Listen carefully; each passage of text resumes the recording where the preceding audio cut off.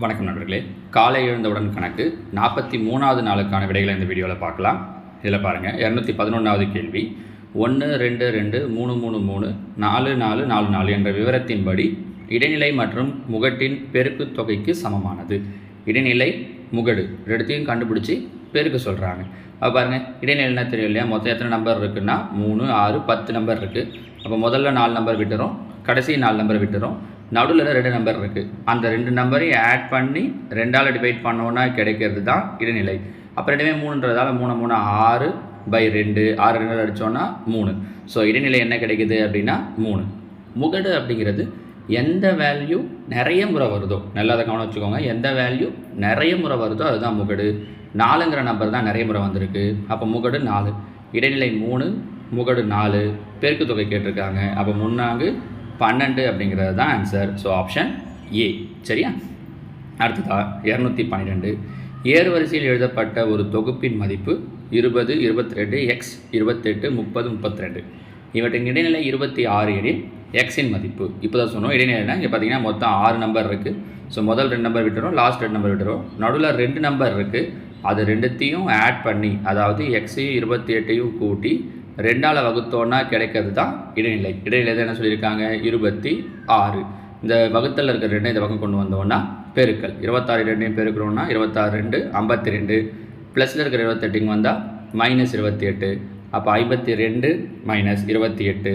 52 28 போயிடுச்சு அப்படின்னா 24 அப்படிங்கிறது தான் இதற்கான சரியான விடை. நம்ம புரியுதா? ஆப்ஷனில் இருந்தும் போட்டு பார்க்கலாம். அதோட இது ஒன்றும் பெரிய விஷயம்லாம் கிடையாது, டைரெக்டாகவே போட்டுடலாம் பாருங்கள். சரிங்களா? சப்போஸ் நடுவில் ஒரு நம்பர் தான் இருந்துச்சு அப்படின்னா டைரெக்டாக அந்த இடைநிலை என்ன சொன்னாங்களோ அதுதான் எக்ஸாக இருந்துச்சு அப்படின்னா, இப்போது இந்த ஒரு பேச்சுக்கு சொல்கிறேன், இந்த 28 இல்லை, கொஷின் இப்படி கொடுத்துருக்காங்க 20 22 எக்ஸு 30 32, இதோட இடைநிலை 26ன்னு கொடுத்துட்டு எக்ஸோட வேல்யூ என்ன அப்படின்னு கேட்டிருந்தாங்க அப்படின்னா, அப்போ இங்கே பார்த்தீங்கன்னா இங்கே 2 நம்பர் இங்கே நம்பர் விட்டால் நடுவில் ஒரு நம்பர் தான் இருக்கும். அப்போ ஒரு நம்பர் இருக்கிறது தான் இடைநிலை.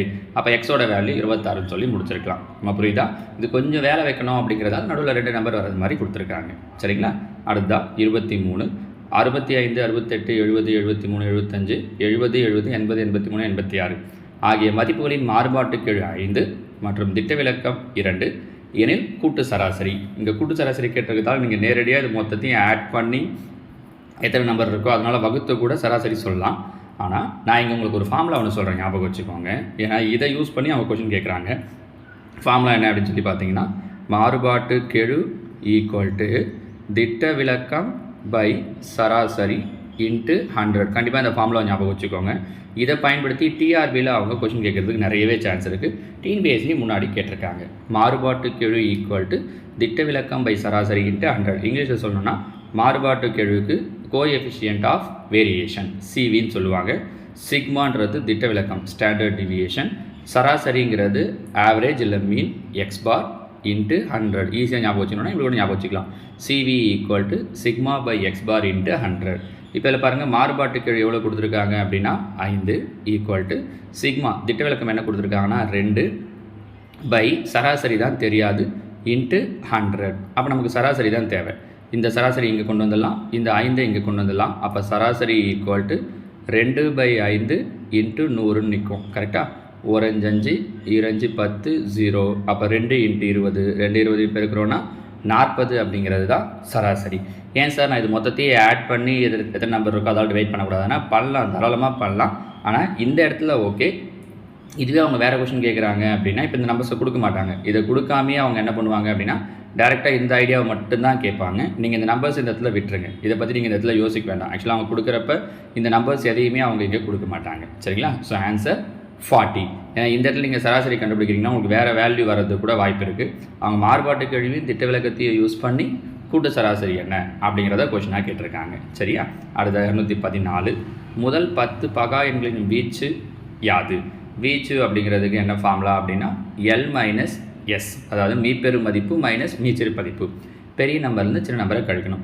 முதல் 10 பகா எண்கள் கொடுத்துருக்காங்க அப்படின்னா 10 பகா எண் என்னன்னு தெரியணும். 2 3 5 7 11 13 17 19 23 29. கண்டிப்பாக பகா எண்கள் தெரிஞ்சிருக்கணும். நம்ம நம்பர் சீரீஸை சொல்லும்போது இந்த பகா எண்கள் 100க்குள்ளாடி இருக்கிற எல்லா பகா எண்களையும் சொல்லியிருப்போம்.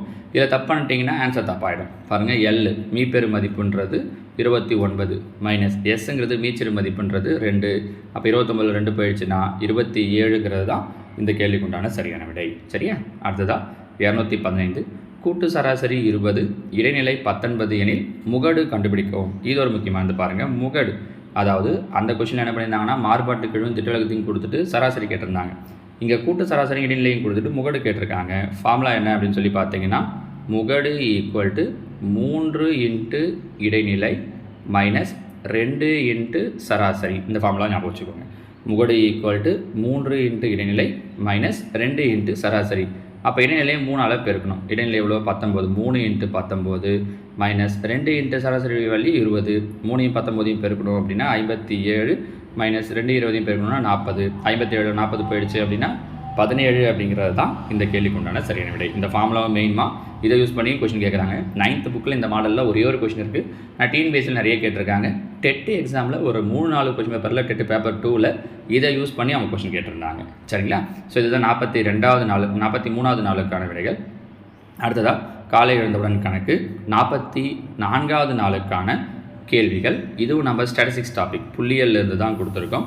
இதில் ஒரு 5 கேள்விகள் கொடுத்துருக்கோம். இதில் பாருங்கள், 216 -3 -2 -1 0 1 2 3 என்ற விவரங்களுக்கான வீச்சு மற்றும் வீச்சு கெழு முறையே. இன்றைக்கி நம்ம ஒரு கொஸ்டினில் 10 வீச்சு மட்டும் பார்த்தோம். இங்கே வீச்சு கெழுவையும் சேர்த்து கேட்டிருக்கோம். 217 விடுதி காப்பாளரான குமார் என்பவர் 25 மாணவர்களுக்கு ஒரு நாளைக்கு தேவையான சப்பாத்திகள் எத்தனை என்று தீர்மானிக்க வேண்டும். மாணவர்கள் ஒரு நாள் 2 3 2 3 2 1 2 3 2 2 5 3 4 2 4 2 3 2 4 4 2 3 2 2 4 என்ற எண்ணிக்கையில் சாப்பிட்டால் சராசரி, இடைநிலை அளவு மற்றும் முகடு ஆகியவற்றில் எது விடுதி காப்பாளருக்கு உதவும்? அப்போ அந்த 3 கண்டுபிடிச்சி அதில் எது கம்மியாக இருக்கோ அதுதான் அவருக்கு உதவமாக இருக்கும். அப்போ எதுன்னு கண்டுபிடிங்க பார்க்கலாம். சரியா? அடுத்த 218 n = 10 x பார் = 12 மற்றும் சிக்மா x ஸ்கொயர் = 1530 எனில் மாறுபாட்டு கெழுவை காண்க. இன்றைக்கி நம்ம கொஸ்டினில் சொல்லும்போது மாறுபாட்டு கெழு சொன்னோம் பாருங்கள், சிக்மா பை எக்ஸ் பார்னு அதுதான் யூஸ் பண்ணணும். ஆனால் சிக்மாவை இதில் இருந்து கண்டுபிடிக்கணும். ட்ரை பண்ணுங்கள். இல்லாட்டி நாளைக்கு நான் உங்களுக்கு சொல்லும்போது எப்படின்றத சொல்கிறேன். சின்ன விஷயம் தான். டிஎன்பிஎஸ்சியில் ஒரு முறை கேட்ட கொஸ்டின் அது. அடுத்தது 219 12 17 5 8 13 6 9 இடைநிலை காண்க. இடைநிலை கண்டுபிடிக்கும் போது கண்டிப்பாக ஏறுவரிசையில் எழுதிட்டு தான் இடைநிலை கண்டுபிடிக்கணும். 220 89 எண்களின் சராசரி 32 என காணப்பட்டது. கணக்கிடும் நேரத்தில் 38 மற்றும் 28 என்ற இரு விவரங்கள் 29 மற்றும் 37 என தவறுதலாக எடுத்துள்ளது தெரிய வந்தது. எனவே சரியான சராசரியை கண்டுபிடிக்க. இன்னும் சராசரியில் ஒரு நம்பர் தப்பாக இருந்தால் என்ன பண்ணுறதுன்னு சொல்லியிருந்தோம். இங்கே 2 நம்பர் தப்பாக இருக்குது பாருங்கள். இதை ட்ரை பண்ணுங்கள். நாளைக்கு நான் ஆன்சர் சொல்லும்போது சொல்கிறேன்.